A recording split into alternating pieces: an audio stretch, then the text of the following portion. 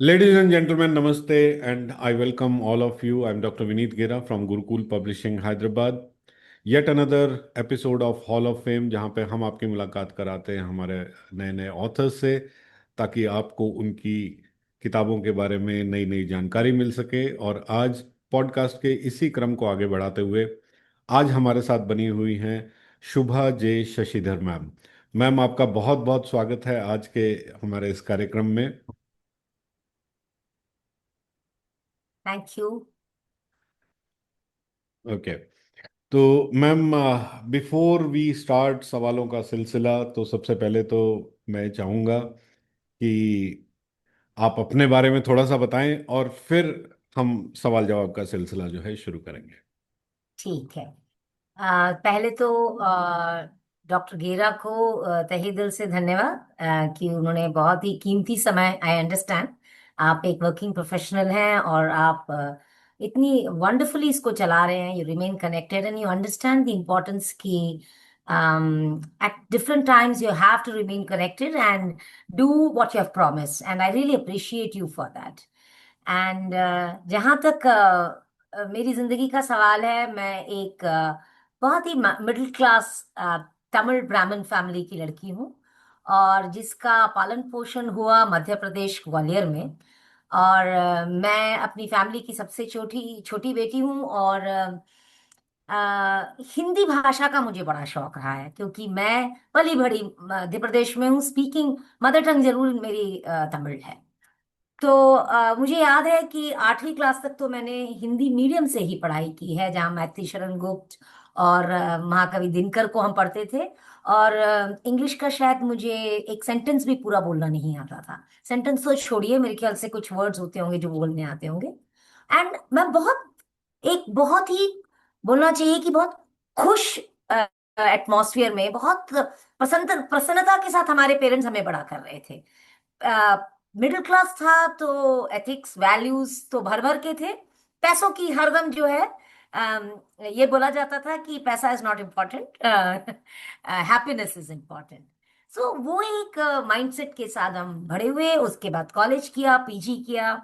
But PG में पहुंचते पहुंचते, या शायद मेरे ख्याल से 12th स्टैंडर्ड तक पहुंचते पहुंचते, ये समझ में आ गया कि एक लैंग्वेज से ज्यादा अगर हमें कुछ लैंग्वेजेस आए तो वो बहुत अच्छा होगा। और ये भी समझ में आ गया कि, और ये बहुत जल्दी मुझे अपनी जिंदगी में समझ में आ गया कि मेरी स्ट्रेंथ क्या है। आ, मेरी स्ट्रेंथ क्या है, जब ये समझ में आया तो ये शायद लोगों ने और फैमिली ने बताना शुरू कर दिया कि तुम्हारी लिमिटेशंस क्या हैं। ये तुम्हारी लिमिटेशंस हैं।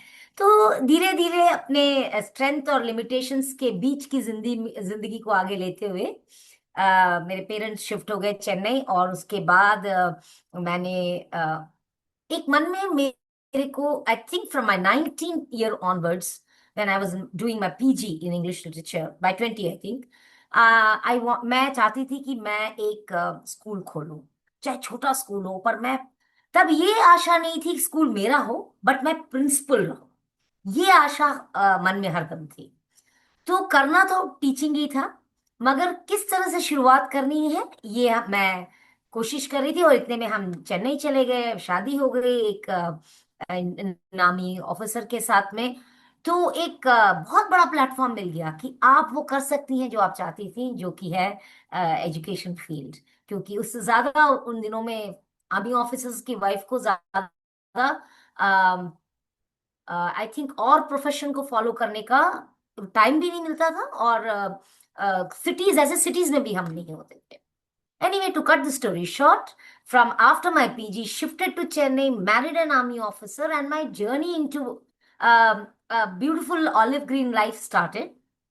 But in my mind, Dr. Gira, maybe because मेरे पेरेंट, स्पेशली मेरे फादर का बहुत ज्यादा इन्फ्लुएंस रहा है हमारे ऊपर, हम तीनों के ऊपर ही।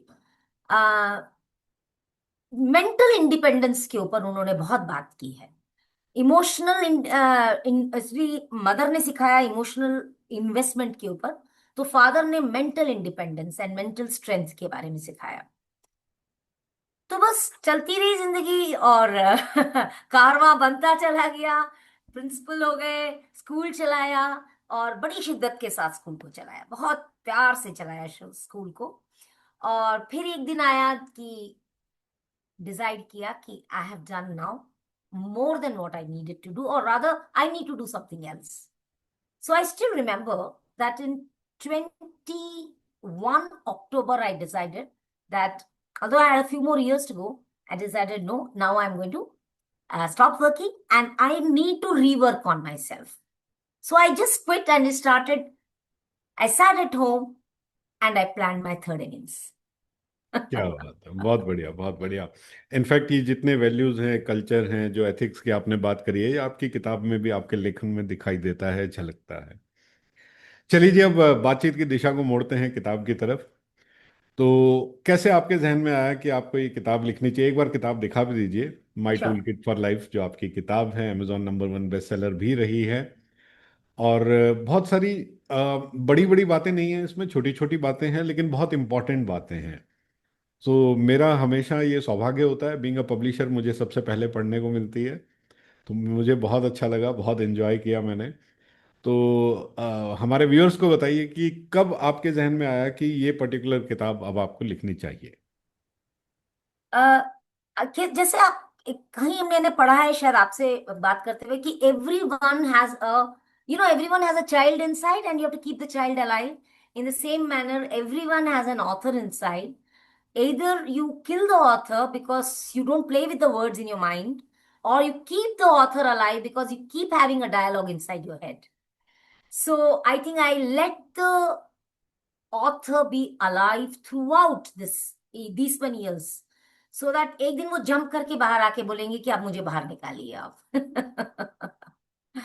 तो करेक्ट। बस आफ्टर रिटायरमेंट मैंने सोचा कि in fact on the stage of my school जब मुझे फेयरवेल मिल रहा था, तो मेरे चेयरमैन जो मैनेजमेंट कमेटी के मेंबर थे, उन्होंने ब्रिगेडियर साहब उन्होंने आप पूछा कि आप इतने साल से काम कर रही हैं मैम, और आप क्या करेंगी, मतलब ही वाज रियली वरीड, आप करेंगी क्या, so I said कि don't worry, I'll pen a book, I'll write a book, I said, and I said, and I'll need some time to think about what I'm going to write.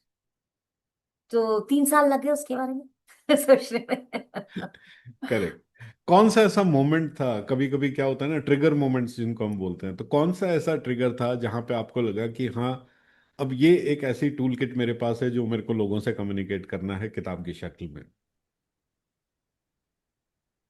मैंने word use किया था strength और limitation, you see those are very important, those are the two, what should I say, those are the two wheels with which we run our life. आपका strength और आपका limitation के बीच में ही आपकी जिंदगी चलती है। और अगर आप अपनी लिमिटेशन को समझ जाते हैं और उसको स्ट्रेंथ में बदल लेते हैं तो बहुत ही बड़ी है, क्या बात है। मगर आप उसको नहीं भी बदल पाते तो ये जो स्ट्रेंथ होता है इस पे आप काम करते रहते हैं और लिमिटेशन को आप पकड़ के रखते हैं। तो ये जो एक माइंड में मेरे टॉक था, ये चलता रहता था। तो ट्रिगर पॉइंट ये था कि how do I not lose confidence in myself, and also how do I tell myself that there is much more to me than what I have done in all my life, whether as a wife, as a as in all roles, I mean all roles of a woman. So I think at that point of that was a big trigger for me. It was only thing कि आप आपको मालूम है आपको क्या लिखना है, पर आपके वर्ड्स बाहर नहीं निकलते हैं। क्योंकि वो जो नॉकिंग होती है वो तब होती है जब आपके या कोई फैमिली मेंबर या कोई आके आपसे that person opens up and tells you what you're. So in my case it was my daughter, and she said, I think it's time, you've done enough of thinking, it's really time to do something. And a friend of mine who had once told me that when you work within your comfort zone, we don't create. It's only when we are out of our comfort zone we create. So I moved from Devlali back to a place where I was not very comfortable, and I started creating, and slowly I could create my toolkit for life. Great great, So, super, nice. अच्छा ma'am, एक एक चीज और जानना चाहूंगा। मैं हमेशा ये बोलता हूँ लोगों को कि राइटिंग जो है it works like a therapy. जी जब आप लिख रहे होते हैं, और खास तौर पे किताब जब जी। आपको बड़ा लिखना है, इलेबोरेट लिखना है, तो वहां पे कुछ चेंजेस कुछ लोग हैं जो इनसाइड फील करते हैं, मे बी इमोशनली, स्पिरिचुअली, और मे बी प्रोफेशनली। क्या आपने इस जर्नी के दौरान अपने आप में कोई चेंज पाया? आई थिंक सबसे पहले तो डॉक्टर गेरा, मेरे लिए सबसे इम्पोर्टेंट ये था, मेरे सामने मिरर था। मेरा लिखना मेरे सामने एक मिरर था। मैं जो भी लिख रही हूँ या जो भी मैं कह रही हूँ, एवरी डे मैं जो पेन डाउन कर रही हूँ, that is exactly what I went through in life, और व्हाट आई सॉ, और what I witnessed. So I actually, you, if you've seen, read my book, since you have, it's more or less from a perspective what has happened, you know. So it's like a mirror which is going in front of me. It's a flashback in front of me. Yeah, I mean, I just lived every moment of that. And I actually went into a shell. My family tells that they just lost me for 6 months because I went into a shell. Correct, correct. Great. Okay. Now you have discussed about so many different tools in your book. कौन सा एक ऐसा behavioural tool है जो आप बोलेंगे कि हाँ, ये तो हमारे पास एवरीडे होना चाहिए? वैसे तो सब कुछ होना चाहिए, बट कौन सा आपका फेवरेट है? इससे पहले कि मैं बताऊं कि मेरा फेवरेट क्या है, मुझे आपके साथ शेयर करना, I would like to share with you कि how did I come upon this tool kit word. So हम अक्सर आजकल पॉलिटिकल सिनारियों में टूल किट सुनते रहते हैं। तो और स्पेशली चाहे वो विपक्ष हो या पक्ष हो, अपना अपना टूल किट निकालता रहता है और उसका एक स्टेप प्रोसीजर होता है। तो मैंने गूगल में पढ़ा कि टूल किट होता क्या है। तो मुझे समझ में आया, अच्छा ओके, ये एक फौजी के पास तो हरदम एक टूल किट होता है, चाहे वो यूनिफॉर्म का टूल किट हो, चाहे किसी का भी टूल किट हो। तो मुझे समझ में आया कि ये एक ऐसा टर्मिनोलॉजी है जो वुमन के पास भी होता है, मैन के पास भी होता है, एंड अ ह्यूमन बीइंग के पास तो जरूरी होता है, क्योंकि उसे नेविगेट करना है। तो टूल किट वर्ड वहां से आया। और आपने क्वेश्चन पूछा कि सबसे ज्यादा which is most important, what I personally feel that has impacted me most is what I needed most when I started writing was autopilot to auto awareness. That is, if I'm aware, only then I will be able to create these tools inside of me. And if I'm aware, only then I'll make a way to reach them, access them, and use them. अगर मैं aware ही नहीं हूं और auto pilot mode में रोज चलती रहूंगी, tool के होने के बावजूद मैं यूज नहीं कर सकती। तो मेरे ख्याल से auto awareness is that knock at the door. Correct, correct, super. Okay. अब टूल्स की बात चली है तो आपकी किताब में एक बहुत बढ़िया जिक्र है पेशेंस का और काइंडनेस का। अब कहने को तो शब्द दोनों बहुत आसान हैं, और सबका इनका मतलब भी सबको पता है ना, जग जाहिर है।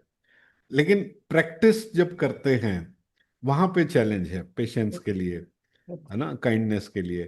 तो as an author, as a coach, आपकी क्या एडवाइस है कि if somebody wants to practice, कि मुझ में पेशेंस आए या काइंडनेस आए, तो उसके लिए क्या उसको करना चाहिए, क्या फर्स्ट स्टेप होना चाहिए? सर, एक इम्पोर्टेंट हमें याद रखना है कि 9 महीने लगते हैं एक माँ को बच्चे को पैदा करने में। सबसे बड़ा पेशेंस का खेल तो वही है। आप भी अंदर थे, मैं भी अंदर थी, 9 महीने आप भी पेशेंट थे, मैं भी पेशेंट थी। तो ये तो गॉड ने, नेचर ने हमको दिया हुआ है। बाहर आके आउटसाइड इन्फ्लुएंसेस के कारण, आउटसाइड इंडल्जेंसेस के कारण, चाहे वो मेल हो तो उसके ईगो को बूस्ट करना, एक वुमन को सप्रेस करने के कारण उसका पेशेंस का चला जाना, या वुमेन का भी ईगो के कारण उसका पेशेंस का चला जाना, patience we lose when we come out of in the when we come out in the world. Otherwise it is already there with us. Now you are asking me, why are we not able to use it? It is because we are not mindful. So, the first tool in your hand is when you're mindfully telling yourself, especially in situations where you may lose your patience. Like, for instance, simple सी बात है sir, जब wifi connection इतना बढ़िया नहीं होता था, patiently buffer को देखते रहते थे ना, घूमते हुए। चिढ़ते थे, चिढ़ते थे, बाकी दो तीन काम करके आते थे, पर बैठ के देखते थे। आज की तारीख में 3 सेकंड से ज्यादा होने लगता है तो we become impatient and we lose our cool. So situation changes because everything is within our reach. When we practice things that, okay, I have no other choice. When we accept, when we surrender, so we have to learn to surrender to the situation, even if it is for just 2 minutes. When you surrender, your patience comes out. बिल्कुल बिल्कुल, बहुत अच्छी बात कही आपने। और in fact Shrimad Bhagavad Gita भी यही सिखाती है कि सरेंडर जो है वहीं से आपको पेशेंस होता है। और Exactly. ये सारी चीज़ें हमें मिली होती हैं, बट कहीं ना कहीं during the journey of our life हम लोग खो देते हैं, भूल जाते हैं इन चीज़ों को। Exactly. Great. Kindness, you said sir, kindness again, I mean वही है कि काइंडनेस को हम इसलिए भूल जाते हैं क्योंकि एक्सपेक्टेशंस हैं। सो अगर expectation, I am not a life guru, I am not a life skill guru और anything of that sort, but what I am saying is, at work place, when I started being a leader in leadership program at 42, I had a bigger ego, right? I wanted people to listen to me and do things the way I wanted to do. The day I learned that, listen, if I want to lead them from front, then one, I have to surrender. I have to be more patient. Secondly, even if they are wrong, I have to be a little more kind and listen to them. So then my team will work with me better. So even when I'm unkind to them, they will bear with me because on a scale of 10, 7 times I have been kind with them. So basically, sir, you will have to access your common sense and intellectual ability to use your kindness and patience, दोनों ही अपने common sense और intelligence से connected है। वो एक ऐसा tool है कि अगर आप यूज करोगे तो आपको फायदा है। बिल्कुल बिल्कुल। ओके, अब मैम अगला सवाल भी मेरा इसी से थोड़ा सा जुड़ा हुआ है। If somebody is feeling stuck in the life और ओवरवेल्म्ड है ना, तो कौन सा एक ऐसा टूल आप उसको सजेस्ट करेंगे आपकी टूल किट में से, जो उस इमिडिएटली लेके वो अप्लाई करे और स्टार्ट हो जाए?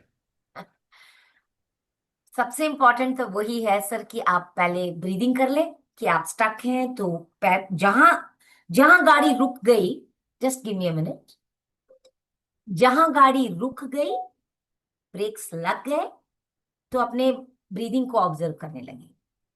तो जब आपने अपने ब्रीदिंग को ऑब्जर्व किया और आप काम हो गए और आपने पॉज ले लिया, तो पॉज एक इंपॉर्टेंट टूल है, और जो मैंने इसमें मेंशन नहीं किया है बट कहीं ना कहीं वो माइंडफुलनेस के साथ जाता है। और दूसरा है learn to laugh, learn to laugh, look at the downside, क्या ही हो जाएगा, जिंदा रह जाऊंगा ना, जिंदा रह जाऊंगी ना, कल तो हो ही, कल सूरज निकलेगा ना बाहर, फिर देखते हैं आगे क्या होगा। सो laugh at the situation which is not in your control. Very, very tough, sir. It is the toughest actually to say. So humor is one tool. We must, वो एक पिक्चर है ना, 3 इडियट्स, जिसमें वो प्रोफेसर हंसते हैं, जी जी जी। वो overcome कर रहे हैं अपनी खींच को, फ्रस्ट्रेशन को, हंसने with the help of a tool. That is a very funny laugh, you see. So if you do that, you indulge in a little humor, even if you're stuck, after some time your breathing will become better and you will have a solution. Correct correct, because हमारा body and mind is always connected. Exactly. तो अगर हम body को थोड़ा सा हंसी का posture दें, खुशी का माहौल दें, तो automatically mind also starts feeling same thing. Exactly. Exactly. Great. Ma'am बहुत सारे टूल हैं आपकी टूल किट में, आपकी किताब में। काइंडनेस की हमने बात करी, ऑनेस्टी की बात करी, है ना, और सरेंडर की बात करी। क्या कोई ऐसा इनविजिबल टूल भी है जो इसके साथ अटैच है? इनविजिबल टूल एक ही है सर कि टाइम टू टाइम आपको पॉज लेना पड़ेगा, हर टूल को यूज करने के पहले पॉज, स्टॉप, बिकॉज टूल तभी एक्सेस होगा जब आप अवेयर होंगे, और अवेयर होने के लिए आपको पॉज होना पड़ेगा। तो पॉज बटन पे एक फिंगर हमारा हर दम रहना चाहिए, especially those who are in bigger cities like you are in Hyderabad and people are in Delhi, Bombay, Chennai, where the traffics are crazy.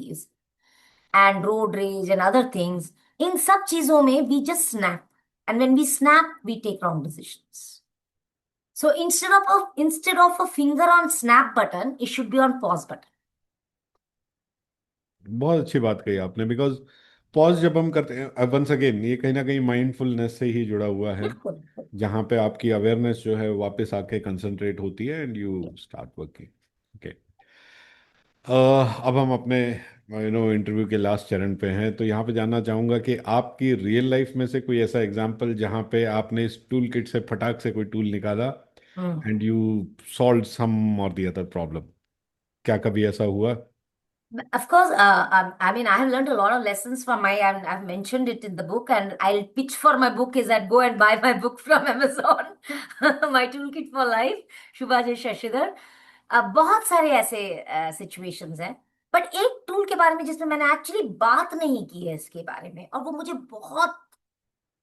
बहुत हेल्प करता है आज in the morning also, it's help me, is that when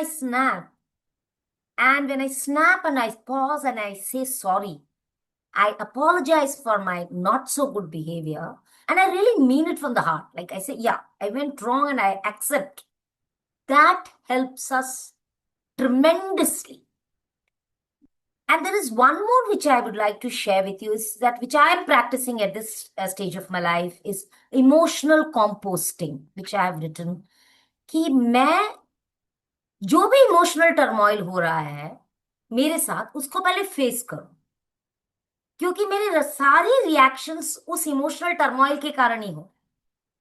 तो अगर उसको मैं compose करके soil जैसे इतना फर्टाइल हो जाता वो कर लूं, तो I will become a better person.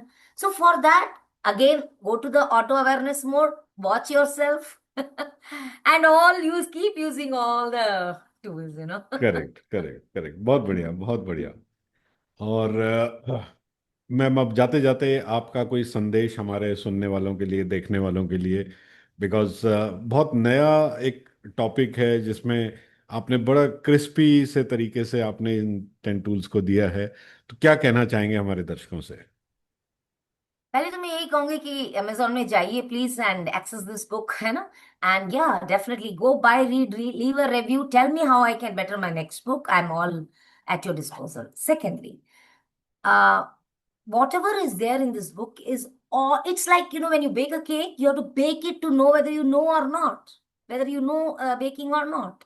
In the same way, I've lived this book, so I'm talking from experience. So uh, always remain a learner. I'm telling this audience, especially young audience, keep the learner inside you so alive that the learner is ready to learn every day, because that's how we will evolve in life. बिल्कुल, बिल्कुल, बिल्कुल। Ma'am, बहुत अच्छा लगा आज आपसे बात करके, और बहुत बहुत धन्यवाद आपका यहाँ पे आने के लिए। बहुत अच्छी अच्छी चीज़ें हमने शेयर करी। और एक सबसे बड़ी बात बताऊँ आपको, आज मैंने पहले किसी तमिल नेटिव व्यक्ति का इंटरव्यू किया है हिंदी में। बहुत थैंक अच्छा यू। लगा। बहुत धन्यवाद। अच्छा लगा, बहुत अच्छा लगा। Thank you so much, thank you. तो चलिए दोस्तों, तो ये थी आज की हमारी गेस्ट शुभा मैम, जिनसे हमने बात करी उनकी किताब के बारे में, माई टूल किट फॉर लाइफ। इस किताब का अमेजॉन बाय लिंक मैं आपको वीडियो के डिस्क्रिप्शन में डाल दूंगा।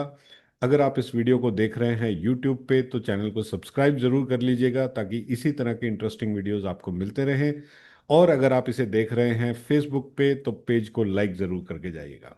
बहुत बहुत धन्यवाद आप सभी का। Thank you so much ma'am for joining us today. Thank you thanks a so much, lot. Bye bye, thank you.